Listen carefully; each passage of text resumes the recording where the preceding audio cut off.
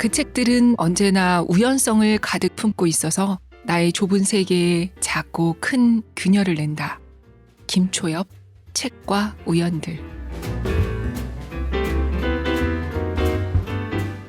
2022년 10월 16일 일요일 북적북적 358회입니다. 안녕하세요. 저는 조지현 기자입니다. 기가 막히게 맛있는 음식을 먹을 때 어떻게 하면 이런 맛을 낼 수 있지? 생각하게 되죠. 또 상상을 뛰어넘는 영화를 볼 때도 이런 영화는 대체 누가 어떻게 생각해서 만들었을까 하게 되고요. 소설도 마찬가지죠. 오로지 글로 그 새로운 세계, 새로운 인물을 만들어내서 독자에게 마치 눈에 보이고 옆에 있는 것 같은 느낌이 들게 하는 작가들을 보면서 이 작가는 어떻게 이런 이야기를 쓸 수 있는 걸까? 어떤 책을 읽고 어떤 생각을 하면 이런 이야기가 나오는 걸까 싶죠. 특히 오늘 소개할 이 작가분처럼 짧은 기간에 여러 작품을 내는 분들을 보면 더욱더 그 창작의 원천과 작업 과정이 궁금해지더라고요. 바로 김초엽 작가님인데요. 2017년에 한국과학문학상 대상을 받은 이후 첫 소설집 우리가 빛의 속도로 갈 수 없다면으로 SF 문학에 이미 떠오른 대세로 자리를 굳혔죠. 국립중앙도서관에 얼마 전 조사를 보니까 이 책이 지난 3년간 전국 공공도서관에서 20대가 가장 많이 빌려간 책으로 집계되기도 했더라고요. 또 작년 한 해에 나온 책만 봐도 지구 끝의 운실, 방금 떠나온 세계, 행성어 서점, 물의 모사, 그리고 김원영 작가님과 함께 쓴 논픽션, 사이보그가 되다가 있고 이외에 여러 공저까지 마치 어딘가에 마르지 않는 이야기 셈이라도 있는 걸까 싶을 만큼 많은 작품으로 독자들과 만나고 있고 큰 호응을 얻고 있습니다. 이 중에서 우리가 빛의 속도로 갈 수 없다면과 사이보그가 되다는 앞서 북적북적에서도 소개가 됐으니까 궁금하신 분들은 다시 들어보실 수 있습니다. 저는 이번에 김초엽 작가님의 첫 에세이 책과 우연들이 나오자마자 출간 날짜에 맞춰서 바로 사서 읽었거든요. 첫 에세이라는 것도 기대가 컸고 또 제목이 책과 우연들이라서 더욱 기대가 컸습니다. 왜냐하면 책에 대한 책은 항상 매력적이잖아요. 놓칠 수 없습니다. 이 책도 사온 날 한 편만 딱 읽고 자야지 하다가 다 읽어버리게 되는 책이었는데요. 조 기자는 맨날 한 편만 읽으려다 다 읽었다고 하나 싶으시죠? 이 얘기 북적에서 자주 하는 것 같은데 이렇게 몰입되는 책을 주로 북적북적에서 소개하다 보니까 이 말씀을 자주 드리게 되네요. 사놓고 저도 몇 달 동안 느릿느릿 읽거나 앞부분만 읽고 대기 중인 책이 더 많습니다. 아무튼 김초엽 작가님의 어쩌면 작업 노트이고 어쩌면 영업비밀이 담긴 이 책과 우연들에 대해서 저자는 머리말에서 이렇게 썼어요. 이 책은 나의 읽기 여정을 되짚어가며 그 안에서 쓰고 싶은 나를 발견하는 탐험의 기록이다. 여기서 나는 읽기가 어떻게 쓰기로 이어지는지, 내가 만난 책들이 쓰는 나를 어떻게 변화시켰는지에 관해 말할 것이다. 라고요. 책은 저자의 고등학교 3학년에서 출발해요. 애니메이션 토이스토리를 보고 이 사람들은 어떻게 이런 걸 만들었지? 뭘 먹고 살길래? 언젠가는 나도 이런 걸 만들고 싶다 하고 생각한 것이 시작이었다고요. 이 책에는 모두 10편의 글이 실려 있는데요. 1장, 세계를 확장하기. 2장, 읽기로부터 이어지는 쓰기의 여정. 3장, 책이 있는 일상. 이렇게 구성되어 있고요. 각 장마다 각각 서너 편의 글이 담겨 있습니다. 글 한 편 한 편이 짧지 않아요. 그래서 오늘은 이 중에서 한 편을 전부 읽어볼 수는 없겠는데요. 이 책 제목과 같은 제목의 글, 책과 우연들의 앞부분을 맛보기로 함께 읽어보려고 합니다. 낭독을 허락해 주신 출판사 열림원에 감사드립니다. 제 얘기보다 얼른 책을 듣고 싶으실 것 같아요. 가보시죠.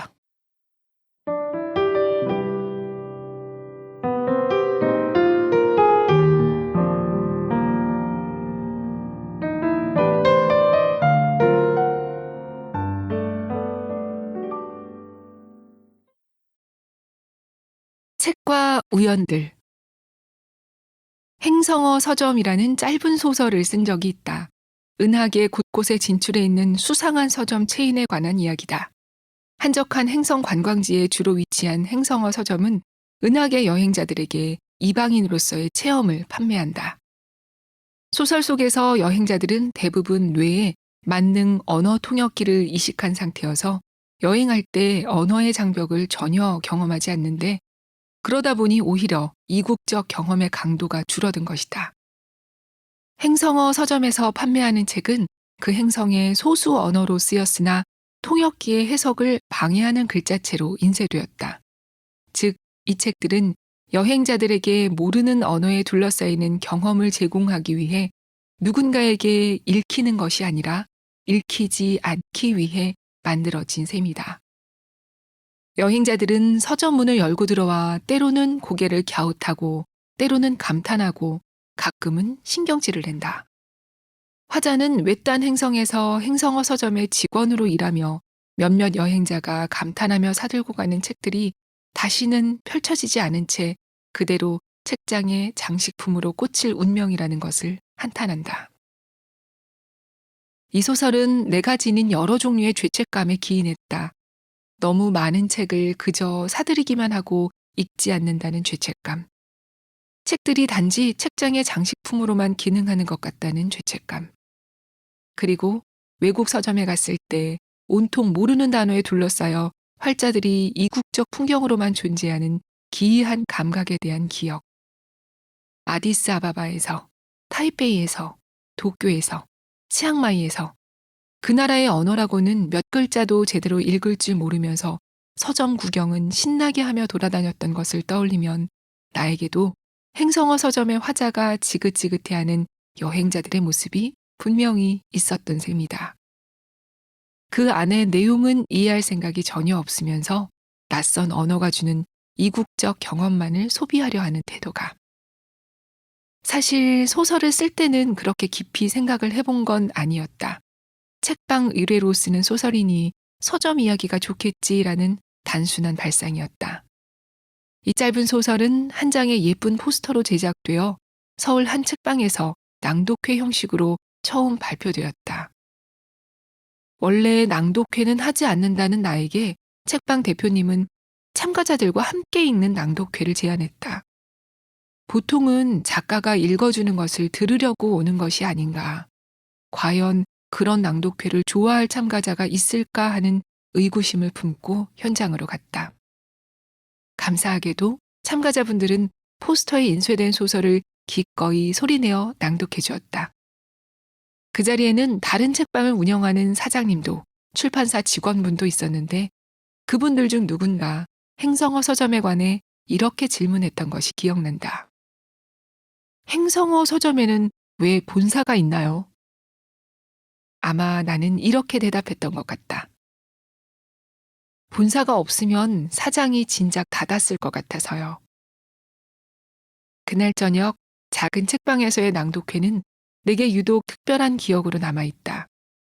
조곤조곤 소설을 읽는 목소리, 서로 팔만 뻗어도 닿을 가까운 거리에 앉아 숨죽여 이야기를 듣던 진지한 얼굴들이 떠오른다. 아직 그럴싸한 사인을 만들기도 전에 스스로 소설가라고 소개하기도 민망했던 시절에 작은 책방은 내가 독자들을 가장 먼저 만난 장소였다. 이후 나는 점차 다른 장소로 말하는 공간을 옮겨갔다. 사람들 앞에 자주 서게 됐고 무대는 커졌고 청중은 늘어났다. 그렇지만 나는 종종 무대도 단상도 없던 작은 책방에서의 낭독회를 떠올린다. 그저 10명 남짓의 독자와 그 앞에 마주 앉은 나. 오묘한 편안함과 기분 좋은 긴장감, 책 냄새가 가득한 공기. 아직 첫 책을 내기도 전인 어설픈 작가의 말을 그렇게 귀 기울여 들어주던 분들이 있었다고 생각하면 지금도 마음 한구석이 부드러워진다. 그곳 책방에서의 저녁은 외계 행성의 책방만큼 선명한 이미지로 기억 속에 남아있다. 떠나온 골목의 책방. 대학원 졸업이 며칠 남지 않은 어느 겨울날 연구실 사수 언니와 카페에서 커피를 마셨다. 학교에서 15분쯤 떨어진 한적한 카페였다. 당시 나는 박사과정을 밟지 않기로 결정해서 석사 취득에 필요한 준비를 모두 마치고 기숙사 짐을 정리하던 중이었다. 포항에서의 대학원 생활은 정말이지 쉽지 않았다. 드디어 떠난다는 생각에 기뻤지만 그래도 정들었던 사람들을 이제 못 본다니 홀가분한 마음 가운데 조금은 미련이 남았다. 특히 사수 언니는 대학원에서 만난 가장 좋은 사람이었고 포항을 떠나는 것은 좋았지만 언니와의 마지막 시간이라는 것만큼은 아쉽게 느껴졌다. 나보다 1년 일찍 석사 학위를 받은 언니는 연구실에 계속 남아 박사 과정을 하고 있었다. 먼저 떠나는 아쉬움, 홀가분한 마음, 앞으로의 계획, 그 밖에 시시콜콜한 이야기가 끝나갈 무렵 언니가 문득 근처에 있다는 작은 책방 얘기를 꺼냈다. 나는 괜히 아는 척을 했다. 맞아요. 그 책방 진짜 좋아요. 우리 지금 가봐요, 언니. 나는 그 책방을 몇 년 전부터 알고 있었다. 하지만 솔직히 말해 직접 가본 적은 두어 번밖에 없었다. 부지런한 내 친구들은 학교 근처 동네에 책방이 생기자마자 소식을 전해주었고 얼마 뒤에는 그곳에서 독서 모임이 열린다느니 차가 맛있다느니 하는 이야기를 덧붙이다가 급기야는 그 책방에서 스터디 모임까지 직접 열었다. 하지만 나는 친구들을 따라가 급하게 서가를 둘러보고 얼른 나온 경험이 전부였다. 당시에는 책을 주로 전자책으로 샀다. 기숙사를 이미 가득 채운 짐을 늘리고 싶지 않았다. 무엇보다 책을 읽을 마음의 여유가 없다고 느꼈다. 학부 졸업학기를 지나고 연구실에 들어가면서 나는 침잠하는 시기를 지나고 있었다. 흔한 저녁 약속 한 번도 잡지 않았고 주말에도 사람을 거의 만나지 않았다. 잘 풀리지 않는 연구와 불투명한 미래에 관해서 온종일 생각했다. 그런 와중에 책과 홍차와 독서 모임이라니. 그런 것은 내 삶에 맞지 않았다. 완전히 다른 차원의 것이었다. 그런데 침체기를 어찌저찌 힘겹게 지나와 전부 이곳에 놓고 떠날 준비까지 다 해둔 상태에서 이제야 그 책방을 다시 떠올린 것이다. 지나가며 책방 간판을 자주 보아서 가는 길은 잘 알았다. 골목을 지나 투명한 유리문을 밀고 안으로 들어서자 바깥 골목과 분위기가 달라졌다. 책을 읽는 사람들, 서가 앞을 서성이는 사람들이 보였다. 다들 목소리를 낮추어 소곤소곤 이야기했고 잔잔한 음악이 흘렀다. 찬찬히 서가를 둘러보았다. 내가 좋아하던 책들, 이름을 들어본 책들, 호기심을 끄는 제목들, 그러나 오랫동안 떠나 있었던 책들. 뒤늦은 아쉬움이 조금씩 밀려들었다. 왜 가장 마음의 여유가 없었던 때에 이곳을 찾지 않았을까? 그때야말로 나에게 책들, 다른 차원의 것들이 필요했는데. 언니와 나는 서가 앞에서 책들을 한참 뒤적였다. 나는 언니에게 몇 년 전에 읽었던 가즈오 이시구로의 나를 보내지 마를 열렬히 추천했다. 언니는 그 책을, 나는 에세이 한 권을 사서 나왔다. 책을 품에 안고 책방 문을 열고 나오자 해가 천천히 지고 있었다. 정수리 위에서 살짝 식은 오후의 햇볕이 바스락거렸고 공기 냄새는 건조기에 갓 돌린 수건 같았다. 언니에게 작별 인사를 했다. 지겹기만 하던 도시에서 나는 내가 정말로 좋아할 수도 있었던 것을 마지막에야 발견한 채 그곳을 떠났다. 좋은 것들을 천천히 느리게 알아간다. 남들이 다 좋다고 할 때는 들은 채도 않다가 직접 겪어본 다음에 난 왜 이제 알았지? 진작 말해주지 하고 엉뚱한 소리를 하는 것이다. 포항을 떠나기 직전에 들여다보게 된 책방도 작은 책방에서 우연히 책을 만나는 기쁨 같은 것도 그렇다. 나는 오랫동안 내가 취향이 무척 확고한 독자이며 어떤 책을 좋아하고 어떤 책을 읽어야 하는지 스스로 가장 잘 알고 있다고 생각했다. 서점은 이미 구입하기로 결정한 책을 사서 오는 곳이라고만 여겼다. 그런데 언젠가부터 내 취향에 대한 확신이 오히려 내 세계를 좁히고 있다는 것을 알았다. 나는 이미 알고 있는 세계 안에서 빙글빙글 맴돌며 익숙한 즐거움을 찾았다. 서점에 가면 망설임 없이 특정 분야의 서가로 직진해서 그곳만 한참을 들여다보았다. 도서관에서도 마찬가지로 나는 언제나 자연과학 서가 근처를 돌아다녔다. 작은 책방을 찾으며 느낀 것은 이곳에는 그렇게 오래 들여다볼 만한 커다란 특정 분야의 서가가 없다는 것이었다.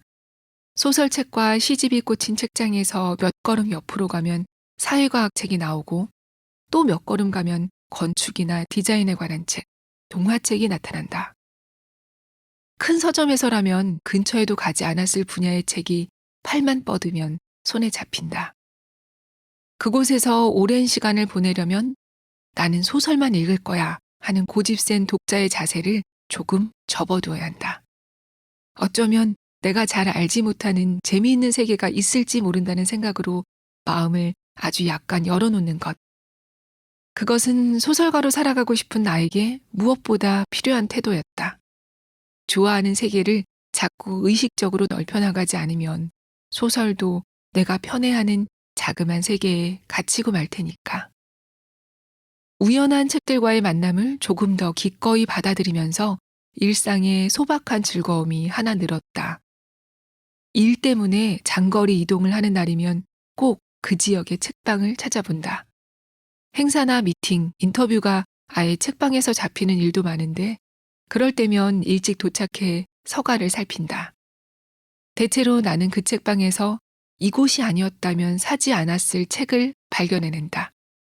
좋은 책방, 큐레이션이 뛰어난 책방을 판별하는 기준도 그렇다. 이곳이 아니었다면 존재를 몰랐을 책이 얼마나 진열되어 있는지를 본다. 나와 취향이 비슷한 사장님은 좀 억울하겠지만. 그렇게 책을 사들고 나오면 늘 그렇듯 어떤 독서는 성공적이고 어떤 독서는 아쉬움을 남긴다. 하지만 어느 쪽이든 그 책들은 언제나 우연성을 가득 품고 있어서 나의 좁은 세계에 작고 큰 균열을 낸다.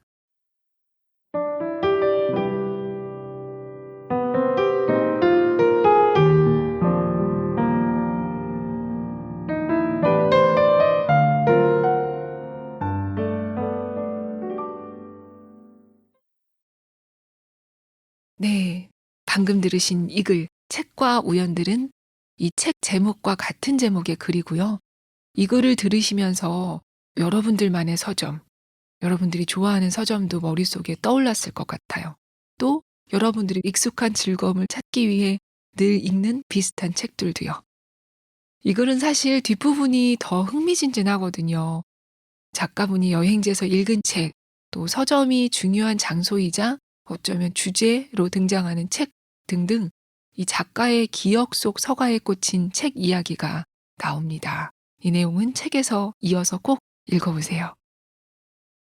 이 책의 매력은 뭐니 뭐니 해도 앞서 말씀드렸듯이 저자가 어디서 아이디어를 얻고 이걸 어떻게 확장시켜 나가고 그 와중에 어떤 깊고 다양한 고민을 하고 결국 작품으로 만들어내는지 정말 세세하게 볼 수 있다는 점이 아닐까 싶어요.